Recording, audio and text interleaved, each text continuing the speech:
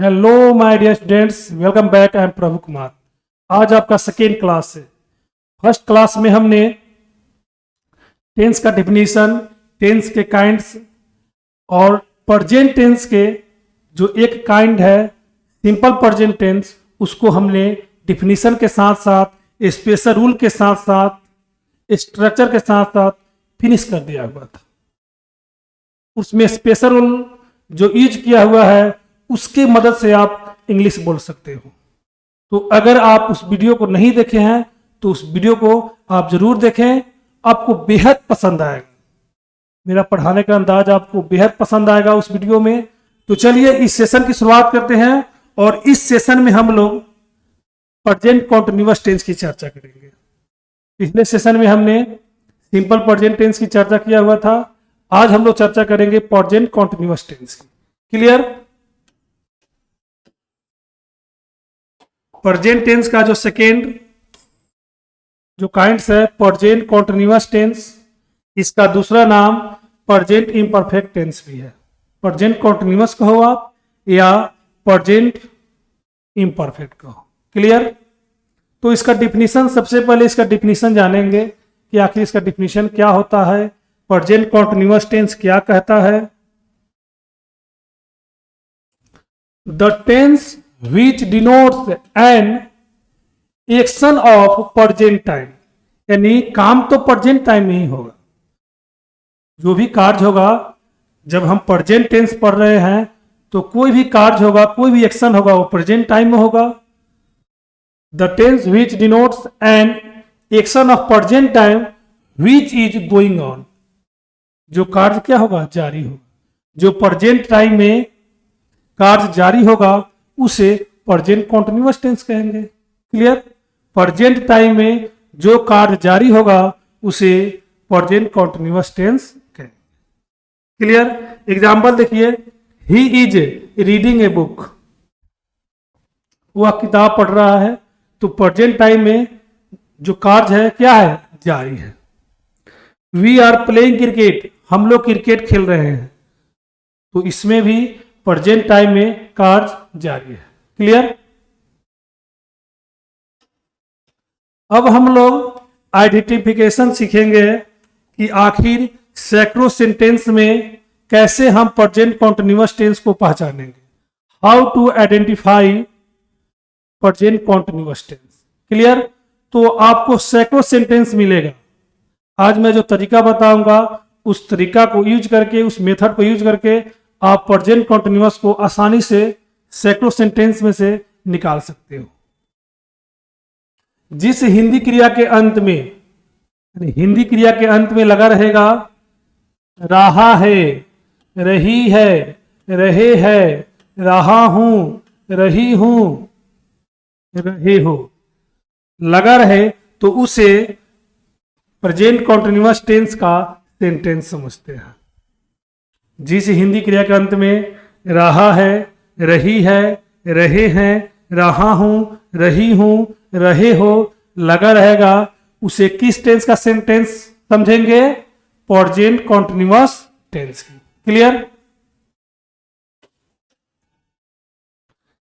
जैसे यहां देखा जाए, वे लोग पढ़ रहे हैं, वे लोग पढ़ रहे हैं, अंत में रहे हैं। देख लीजिए यहां पर रहे हैं, कौन सा टेंस हो गया? Present continuous tense. कौन सा टेंस? Present continuous. फिर यहां पे देखिए रहे हो, रहे हो, कौन सा tense? Present continuous tense. Clear? रहा हूं, रहा हूं, कौन सा टेंस? Present continuous tense. रही है, कौन सा टेंस होगा? Present continuous tense. क्लियर? तो अब आपको आइडेंटिफाई करने में कहीं प्रॉब्लम नहीं होगा। क्लियर? किस टेंस को? प्रेजेंट कॉन्टिन्यूअस टेंस को। अब बात करते हैं स्ट्रक्चर की। तो सबसे पहला स्ट्रक्चर पॉजिटिव सेंटेंस है, यानी अफर्मेटिव सेंटेंस। तो अफर्मेटिव सेंटेंस का जो स्ट्रक्चर जो है, subject is am are plus verb का फोर्थ फॉर्म, यहां वर्ब का चौथा रूप लगता है। तो चौथा रूप सर किसे कहते हैं? तो इसका दूसरा नाम आईएनजी फॉर्म भी है, आईएनजी फॉर्म, यानी वर्ब के अंत में आईएनजी लगाते हैं। हमने एक वर्ब फॉर्म का वीडियो अपलोड किया हुआ है, अगर आप उस वीडियो को नहीं देखे हैं तो उस वीडियो को भी आप जरूर देखें, ताकि आपको वर्ब का चौथा रूप बनाने में कहीं परेशानी नहीं हो। उसके बाद वर्ब 4 के बाद क्या लगता है? ऑब्जेक्ट लगता है कंप्लीमेंट। तो हमने कल बताया हुआ था कि आप कोई भी सेंटेंस लिखो, सब्जेक्ट, ऑब्जेक्ट और कंप्लीमेंट, यानी टेंस का कोई भी आप स्ट्रक्चर लिखोगे तो सब्जेक्ट, ऑब्जेक्ट और कंप्लीमेंट कॉमन होता है। टेंस के प्रत्येक स्ट्रक्चर में आपको सब्जेक्ट, ऑब्जेक्ट, कंप्लीमेंट कॉमन मिलेगा। तो हमें इसे याद करने की आवश्यकता नहीं है।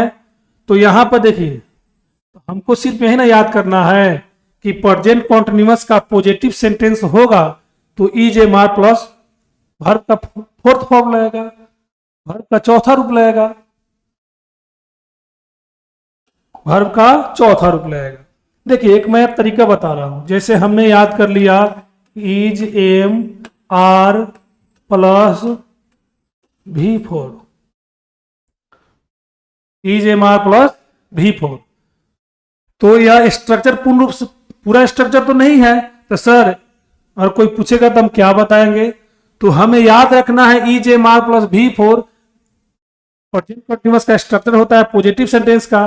तो सर कोई पूरा पूछेगा तो सिंपल फंडा है, वर्ब के पहले सब्जेक्ट लगता है, वर्ब के पहले क्या लगता है?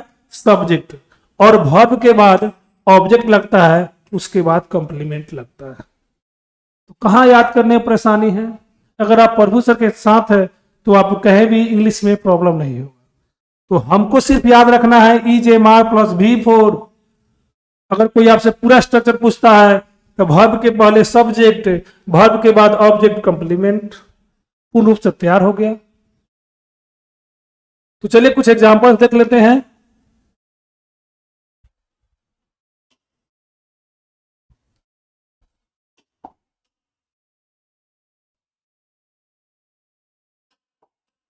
हम लोग अभी खेल रहे हैं, हम लोग अभी खेल रहे हैं। तो सबसे पहले आपको टेंस को आइडेंटिफाई करना है, या जो हिंदी सेंटेंस है किस टेंस का है, क्योंकि टेंस कितने होते हैं? 12 होते हैं। प्रेजेंट टेंस का 4, पास्ट टेंस का 4 और फ्यूचर टेंस का 4, तो 12 होता है। तो कैसे आप पहचानोगे? तो अभी हमने बताया था कि जिस हिंदी क्रिया का अंत में रहा है, रही है, रहे हैं लगा रहेगा उसे प्रेजेंट कंटीन्यूअस का सेंटेंस समझते हैं। अंत में रहे हैं कौन सा टेंस हो गया? Present continuous tense. अब देखना है कि सेंटेंस कैसा है, पॉजिटिव है कि अफर्मेटिव है, सॉरी पॉजिटिव अफर्मेटिव एक होता है, पॉजिटिव है कि नेगेटिव है कि यस नो है या WH है। हम लोग अभी क्रिकेट खेल रहे हैं तो ये पॉजिटिव सेंटेंस है। तो सबसे पहले हमें क्या लगाना है? सब्जेक्ट। और यहां पे देखिए आर जो होता है ना वह प्लुरल होता है। क्या होता है? प्लुरल होता है। और इज क्या होता है? सिंगुलर होता है। क्या होता है? सिंगुलर। तो इज हो गया सिंगुलर, आर हो गया प्लुरल। तो सर एम किसके साथ यूज होगा? तो एम का यूज सिर्फ आई के साथ होता है। किसके साथ होता है? आई के साथ। एम का यूज सिर्फ आई के साथ होता है, दूसरा के साथ नहीं होता है। इज हो गया सिंगुलर, अगर सिंगुलर सब्जेक्ट होगा तो इज लगाएंगे, प्लुरल सब्जेक्ट होगा तो आर लगाएंगे। तो यहां पर मेरा जो सब्जेक्ट मिला वी, ये प्लुरल सब्जेक्ट है।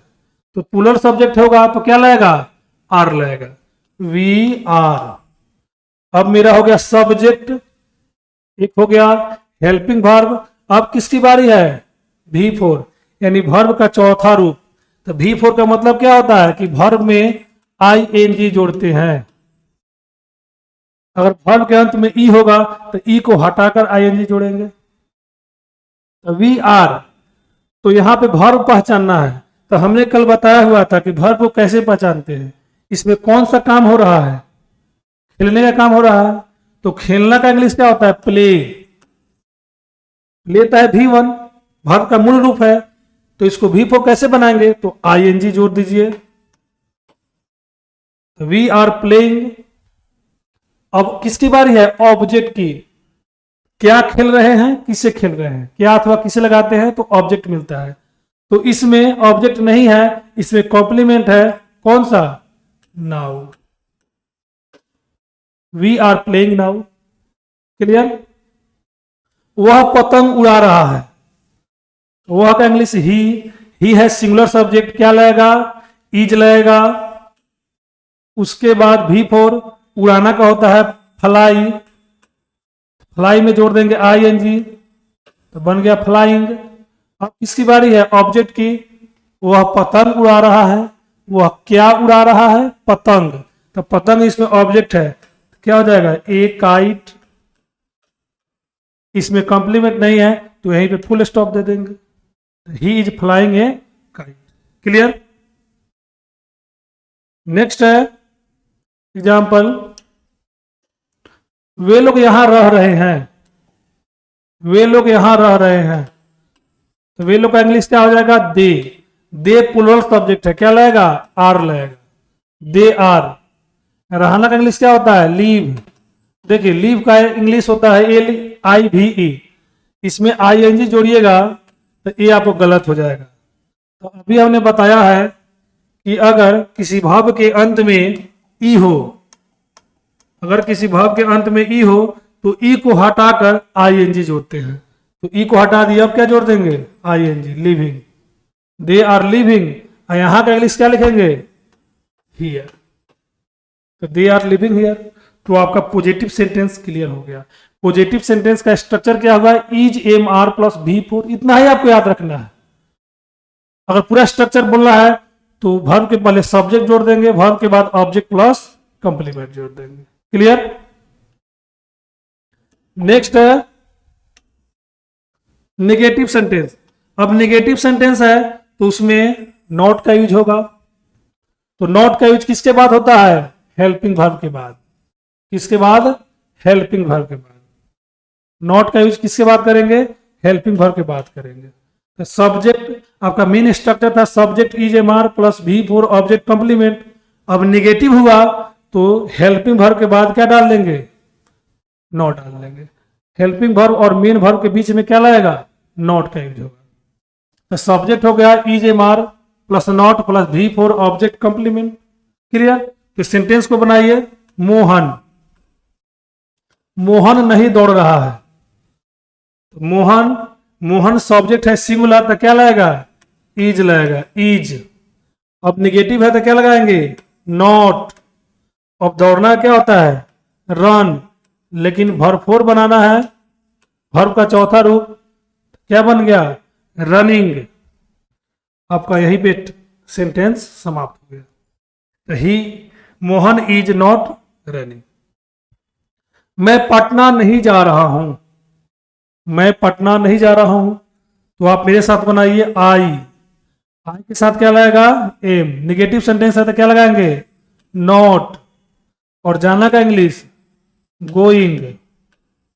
इसमें ऑब्जेक्ट नहीं है, कॉम्प्लीमेंट है, to Patna. I am not going to Patna. Next है, आप इसको खुद बनाइए, वह यहां नहीं रह रहा है, वह यहां नहीं रह रहा है। He is not living here, he is not living here.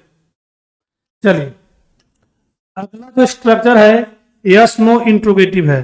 तो हमने कल बताया हुआ था कि यस नो इंट्रोगेटिव सेंटेंस का नाम क्यों पड़ा, क्योंकि इसका जो आंसर है हाँ या ना में मिलता है, इसलिए इसका नाम यस नो इंट्रोगेटिव पड़ा। क्या तुम पत्र नहीं लिख रहे हो, अगर आप किसी से पूछते हो कि क्या तुम पत्र नहीं लिख रहे हो, तो लड़का लिख रहा होगा तो कहेगा हाँ, नहीं लिख रहा होगा तो कहेगा ना, इसीलिए यस नो इंट्रोगेटिव सेंटेंस हुआ। तो इसमें क्या करते हैं, यस नो इंट्रोगेटिव में क्या करते हैं, टेंस के अकॉर्डिंग जिसके साथ जो हेल्पिंग वर्ब लगता है उस हेल्पिंग वर्ब को सब्जेक्ट से पहले पुट कर देते हैं, यानी सब्जेक्ट से पहले रख देते हैं। जैसे इसमें प्रेजेंट कंटिन्यूअस का हेल्पिंग वर्ब क्या है? Is am are. तो सब्जेक्ट से पहले क्या रख देंगे? इज एम आर को रख देंगे। किस किस सेंटेंस में? यस नो इंट्रोगेटिव सेंटेंस में। क्लियर? तब मेरा स्ट्रक्चर क्या बन गया? Is am are plus subject, post में नॉट है इसलिए कि नॉट का यूज करना होगा तो करेंगे, अदरवाइज नहीं करेंगे। उसके बाद V4, उसके बाद ऑब्जेक्ट, उसके बाद कंप्लीमेंट, और यस नो इंट्रोगेटिव सेंटेंस है तो क्या लगेगा? अंत में sign of interrogation, question mark. Clear? तो चलिए इस सेंटेंस को बनाते हैं, हिंदी सेंटेंस को। क्या तुम पत्र नहीं लिख रहे हो? तो यहां पे सबसे पहले क्या रखना है? Helping verb according to subject, कोई एक आएगा। तुम है, तुम का इंग्लिश क्या हो गया? यू। यू के अकॉर्डिंग क्या आएगा? बाहर आर आएगा। यू के अकॉर्डिंग हेल्पिंग वर्ब क्या आएगा? आर।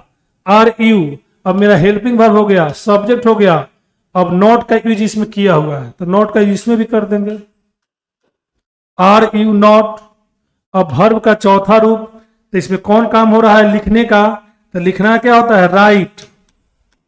राइट का वर्ब फॉर्म क्या हो जाएगा? Writing. Are you not writing a letter. अंत में साइन ऑफ इंट्रोगेशन हो गया। क्लियर? क्या रोहन झूठ बोल रहा है? तो इसको देखिए, थोड़ा उसको ऊपर कर देते हैं। क्या रोहन झूठ बोल रहा है? तो इसमें देखिए यहां पर रोहन सब्जेक्ट है। रोहन जो सब्जेक्ट है वह सिंगुलर है। अगर एक नाम, अगर वन नाउन होगा, एक नाउन होगा तो वह सिंगुलर सब्जेक्ट होगा। तो रोहन क्या है? सिंगुलर सब्जेक्ट है, तो इसके अकॉर्डिंग क्या बाहर होगा? इज होगा। सिंगुलर सब्जेक्ट होगा तो इज लगेगा। तो इज रोहन, इसमें नॉट का यूज नहीं करना है, इस सेंटेंस में नॉट का यूज नहीं करना है। अब किसकी बारी है? V4 की। तो बोलना, तो बोलना का इंग्लिश क्या होता है? स्पीक। इसमें जोड़ देंगे ING, बन गया स्पीकिंग। तो इज रोहन स्पीकिंग, सॉरी यहां पे स्पीकिंग नहीं लिखिए, यहां पे लिखिए इज रोहन। झूठ बोलना का टेल ए लाई होता है, एक फ्रेज है टेल ए लाई होता है। इज रोहन टेलिंग, तो टेल का क्या हो जाएगा? टेलिंग हो जाएगा। क्या हो जाएगा?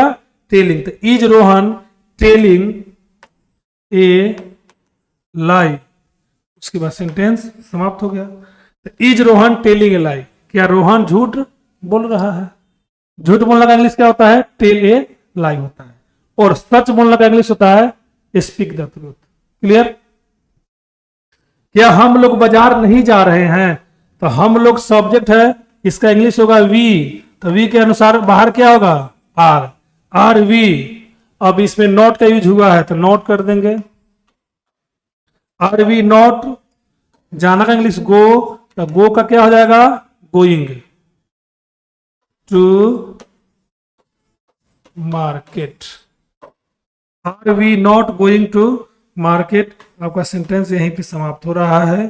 तो अंत में क्वेश्चन मार्क डाल देंगे, अंत में क्वेश्चन मार्क। क्लियर? तो आपका यस नो इंट्रोगेटिव सेंटेंस बिल्कुल क्लियर हो गया। अगर आपको प्रॉब्लम होता है तो आप कमेंट करो, मैं आपके लिए उस कमेंट के आधार पर वीडियो बनाऊंगा। क्लियर? चलिए नेक्स्ट सेंटेंस है, next structure WH interrogative sentence. WH interrogative sentence में क्या करते हैं? जो यस नो इंट्रोगेटिव सेंटेंस का जो स्ट्रक्चर होता है, सिर्फ उसके पहले WH वर्ड को रख देते हैं। अभी आपने ऊपर देखा था, इज एम आर बाहर था, सब्जेक्ट था, पोस्ट में नॉट था, V4 था, ऑब्जेक्ट था, कॉम्प्लीमेंट था, साइन ऑफ इंट्रोगेशन था। तो सिर्फ इसके पहले क्या पुट कर दिए? WH वर्ड को पुट कर दिए। क्लियर? व्हाट का मीनिंग होता है क्या, वेयर का मीनिंग कहां, वाई का मीनिंग क्यों, व्हेन का मीनिंग कब, हाउ का मीनिंग कैसे। क्लियर? तो ये आपका WH इंट्रोगेटिव सेंटेंस का स्ट्रक्चर हो गया। और इस आधार पर हम लोग क्या करेंगे? हिंदी सेंटेंस बनाएंगे। तो देखिए यहां पे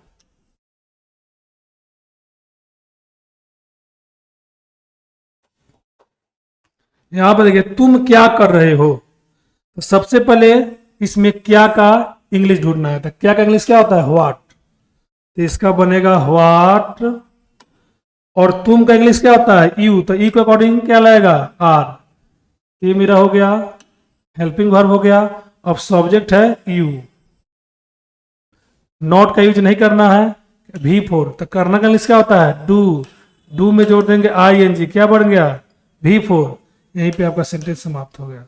व्हाट आर यू डूइंग, इसमें ऑब्जेक्ट नहीं है, ऑब्जेक्ट कंप्लीमेंट इस सेंटेंस में नहीं है।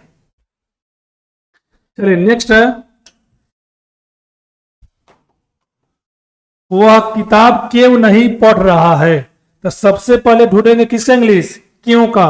तो क्यों का इंग्लिश क्या होता है, वाई। वह है तो क्या बाहर होगा, इज। तो why is he not reading a book.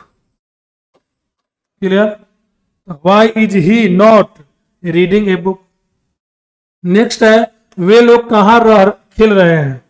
वे लोग कहाँ खेल रहे हैं, तो इसको आप बनाइए। कहाँ का इंग्लिश क्या हो जाएगा, वेयर। तो वेयर आर दे प्लेइंग,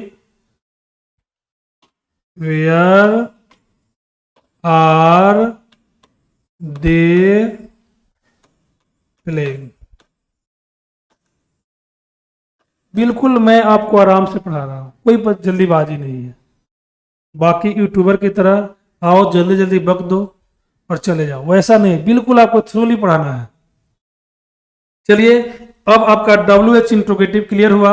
अब कुछ इसमें स्पेशल रूल्स है हिंदी सेंटेंस के लिए, और उसका स्ट्रक्चर दिया हुआ है, जिसके यूज करके, जिसके द्वारा आप इंग्लिश बोल सकते हैं। थोड़ा मेरे गले में प्रॉब्लम है, इसलिए मैं धीरे धीरे बोलता हूं, लेकिन आप इंग्लिश फ्लुएंटली बोलो। थोड़ी मेरी वॉइस है क्या है, भारी है, आपको लगता होगा, महसूस होता होगा कि सर का थोड़ा वॉइस यानी आवाज जो है थोड़ा भारी है। तो इससे कोई मतलब नहीं है, आपको समझ में आना चाहिए। तो स्पेशल रूल है, तो फर्स्ट स्पेशल रूल है, और हिंदी सेंटेंस में कैसे पहचानेंगे कि यह जो हिंदी सेंटेंस है इसी स्ट्रक्चर पे बनेगा। तो जब देखना है कि ना, जब ना ने नी के बाद, ना ने नी, जब ना ने नी के बाद आ रहा है, आ रही है, आ रहे हैं, अथवा जा रहा है, जा रही है, जा रहे हैं। कैसे आप पहचानोगे, जब ना लेने के बाद आ रहा है, आ रही है, आ रहे हैं, अथवा जा रहा है, जा रही है, जा रहे हैं, और हो सकता है जा रहा हूं, जा रही हूं, जा रहे हो। तो उसको प्रेजेंट कॉन्टिन्यूअस टेंस का सेंटेंस समझेंगे, और उसका जो स्ट्रक्चर होगा बनने का ए वाला होगा।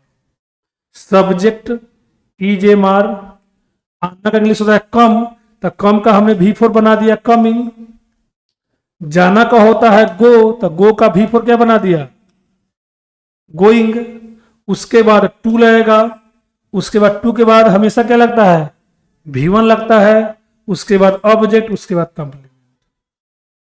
तो वही स्ट्रक्चर है, जो मेन स्ट्रक्चर पॉजिटिव सेंटेंस का वही स्ट्रक्चर है। आपको हमने सजा कर दे दिया है कि इस तरह होगा तो इस तरह स्ट्रक्चर पर बनेगा। क्लियर, चलिए इस पर हिंदी सेंटेंस बनाते हैं।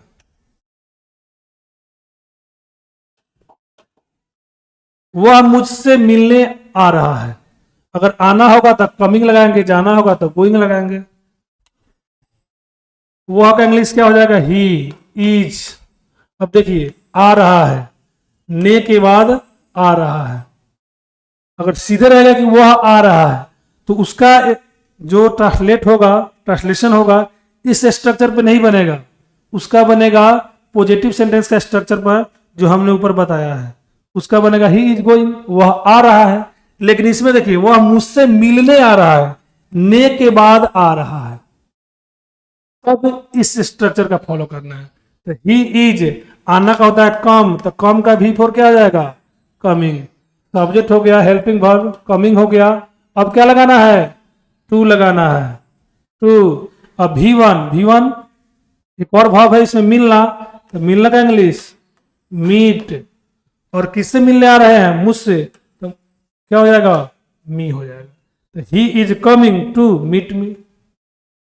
आप लोग क्रिकेट खेलने जा रहे हैं, तो आप लोग का इंग्लिश यू के साथ क्या लगेगा, आर। अब जा रहे हैं, ने के बाद जा रहे हैं, तो क्या लगेगा, गोइंग लगेगा। क्या लगेगा, गोइंग, गोइंग टू। खेलने का इंग्लिश क्या हो जाएगा, play cricket. You are going to play cricket.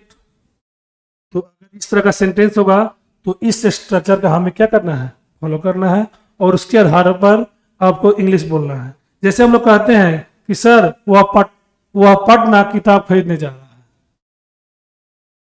वह अपने पिताजी से मिलने जा रहा है।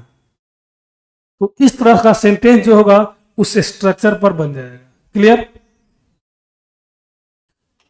चलिए नेक्स्ट देखते हैं। जब ना लेने के बाद दे रहा है, दे रही है, दे रहे हैं, दे रहा हूं, दे रहे हो, ये लगा रहेगा तो किस टेंस का सेंटेंस होगा, प्रेजेंट कंटीन्यूअस टेंस का, और उसका स्ट्रक्चर ये होगा। Subject is am are. अब देना का होता है लेट, तो लेट का V4 लिख दिया, लेटिंग। उसका V4 के बाद क्या लगेगा, ऑब्जेक्ट लगेगा। एक और भाव होगा, वो कौन सा फॉर्म में होगा, V1 होगा, उसके बाद कंप्लीमेंट।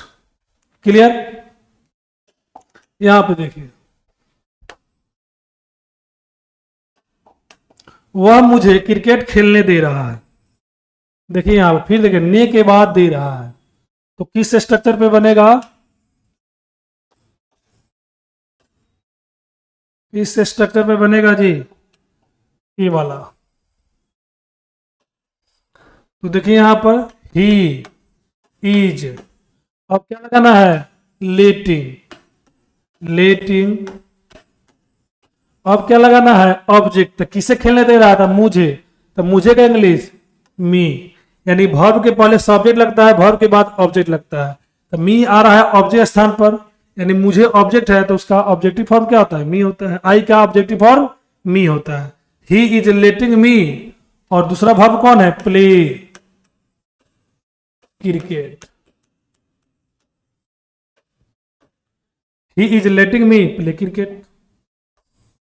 आप लोग सोहन को पढ़ने दे रहे हैं, तो आप लोग इंग्लिश यू के अकॉर्डिंग आर लेटिंग। किसको पढ़ने दे रहे हैं, किसे पढ़ने दे रहे हैं, सोहन को, Sohan. You are letting Sohan. एक और भाव है पढ़ना, पढ़ना इंग्लिश क्या हो जाएगा, read. You are letting Sohan read. तो स्ट्रक्चर अब क्लियर हुआ। और इस तरह से बहुत सारा सेंटेंस होगा, वह मुझे खेलने दे रहा है, वह मुझे यहाँ रहने दे रहा है, मेरे पिताजी मुझे सिनेमा देखने दे रहे हैं। इस तरह से बहुत सारा सेंटेंस है जिस सेंटेंस को इस स्ट्रक्चर के आधार पर बना सकते हैं। क्लियर, नेक्स्ट है, जब एडजेक्टिव का प्रयोग वर्ब की तरह हो तो उसका अनुवाद निम्नलिखित पैटर्न पर बनाया जाता है। जब एडजेक्टिव का प्रयोग आप वर्ब की तरह करते हैं तो उसका अनुवाद जो बनेगा इस स्ट्रक्चर के आधार पर बनेगा। जैसे फैट, फैट क्या है, एडजेक्टिव है, लेकिन इसको वर्ब की तरह यूज करना होगा तो कैसे करेंगे, तो उसके पहले गेट लगाएंगे, गेट फैट, मोटा होना। तो इसका स्ट्रक्चर हो गया सब्जेक्ट, सब्जेक्ट, उसके बाद इज एम आर, उसके बाद वर्ब का फोर्थ फॉर्म, गेट का क्या हो जाएगा, गेटिंग। उसके बाद हमको एडजेक्टिव यूज करना है, एडजेक्टिव को ही ना वर्ब की तरह यूज करना है, तो एडजेक्टिव होगा। उसके बाद अदर वर्ड होगा, अदर वर्ड में ऑब्जेक्ट कॉम्प्लीमेंट आता है। तो मेरा स्ट्रक्चर क्या तैयार हुआ, subject is am are plus getting plus adjective other word. तो हिंदी सेंटेंस देखिए, तुम धीरे धीरे मोटे हो रहे हो। यहां पर देखिए मोटे क्या है, एडजेक्टिव है। और यहां पर देखिए रहे हैं, कौन सा टेंस हो गया, प्रेजेंट कंटीन्यूअस टेंस। तो इसको इस स्ट्रक्चर पे बनाइए, you are getting, you are getting. और एडजेक्टिव कौन है, मोटे, तक इससे इंग्लिश क्या हो जाएगा, फैट। और धीरे धीरे का इंग्लिश क्या हो जाएगा, स्लोली। तो you are getting fat slowly. Bharat धनी हो रहा है, तो इसका क्या हो जाएगा, इंडिया इज गेटिंग। और धनी क्या है, एडजेक्टिव है, गेटिंग। धनी का इंग्लिश क्या हो जाएगा, रीच। आपका सेंटेंस यहीं पे समाप्त हो गया। अब इस सेंटेंस के आधार पर बहुत सारा सेंटेंस होगा। वह तेज हो रहा है, ठीक है, वह पढ़ने में तेज हो रहा है, ठीक है, बिहार धनी हो रहा है, वे लोग पतले हो रहे हैं। तो इस आधार पर बहुत सारा सेंटेंस होगा जिसको आप बना सकते हैं। किस स्ट्रक्चर पर, इस स्ट्रक्चर पर। क्लियर। चलिए कॉजेटिव वर्ब जो कल हमने बताया था, प्रत्येक सेंटेंस में कॉजेटिव वर्ब होगा, प्रेरणार्थक क्रिया होगा। तो उसको पहचानना है। अंत में रहा रही है, रहे हैं, तो प्रेजेंट कॉन्टिन्यूअस टेंस का सेंटेंस होगा। तो इसका स्ट्रक्चर होगा सब्जेक्ट इज एम आर, और यहां पर लगाना है मेक का वर्ब फोर क्या हो जाएगा, मेकिंग। उसके बाद ऑब्जेक्ट भी वन कंप्लीमेंट। तो मेकिंग का यूज किसके लिए करते हैं, पर्सन के लिए करते हैं। किसके लिए करते हैं, पर्सन के लिए करते हैं। और गेटिंग का जो यूज करते हैं वस्तु के लिए करते हैं, थिंग के लिए करते हैं। तो दो स्ट्रक्चर तैयार हो रहा है, subject is am are, making object भी वन कंप्लीमेंट, ये पर्सन हो गया। Subject is am are, getting object. और जब गेटिंग लगाएंगे तो यहां पे जो वर्ब का जो फॉर्म होगा ना, तीसरा होगा। कौन सा होगा, तीसरा फॉर्म होगा, प्लस कंप्लीमेंट। ये आपका दोनों स्ट्रक्चर तैयार हो गए। चलिए एग्जाम्पल देखिए। वह रोहन को दौड़ा रहा है। देखिए वह रोहन को दौड़ा रहा है, यानी खुद नहीं दौड़ रहा है, उसको दौड़ा रहा है, यानी पॉजिटिव वर्ब है। तो यहां पे क्या हो जाएगा, ही इज। अब क्या लगेगा, मेकिंग लगेगा, गेटिंग लगेगा, मेकिंग लगेगा। क्यों, क्योंकि रोहन क्या है, व्यक्ति है, पर्सन है। तो ही इज मेकिंग, मेकिंग। अब ऑब्जेक्ट लगाना है, तो ऑब्जेक्ट कौन है, रोहन। और दौड़ना का इंग्लिश क्या हो जाएगा, रन हो जाएगा। क्या हो जाएगा, रन होगा। तो he is making Rohan run. Clear. अब इस तरह से वह मुझे रुला रहा है, तो आप बना सकते हो, वह मुझे टहला रहा है। चलिए अगला है, मैं पत्र लिखवा रहा हूं। तो पत्र क्या है, थिंग है। क्या है, थिंग के में आएगा, थिंग में आएगा, वस्तु में आएगा। तो आई के साथ क्या लगेगा, एम। और इसमें क्या लगाना है, गेटिंग, गेटिंग। ऑब्जेक्ट क्या हो जाएगा, ए लेटर, ए लेटर। और राइट का वर्ब थ्री लगाना है, क्या हो जाएगा, रिटेन। क्या हो जाएगा, रिटेन हो गया। तो I am getting a letter written. तो इस स्ट्रक्चर पर आप बना सकते हो, मैं किताब लिखवा रहा हूं, मैं किताब पढ़वा रहा हूं, मैं खाना बनवा रहा हूं। इस तरह से हजारों सेंटेंस होगा जो इस स्ट्रक्चर पर बना सकते हैं। जब वस्तु होगा तो गेटिंग लगाएंगे, और जब व्यक्ति होगा, पर्सन होगा, तो मेकिंग लगाएंगे। क्लियर। तो आज का यह सेशन यहीं पे समाप्त होता है। तो चलिए मिलते हैं फिर अगले वीडियो में। जब तक के लिए जय हिंद, जय।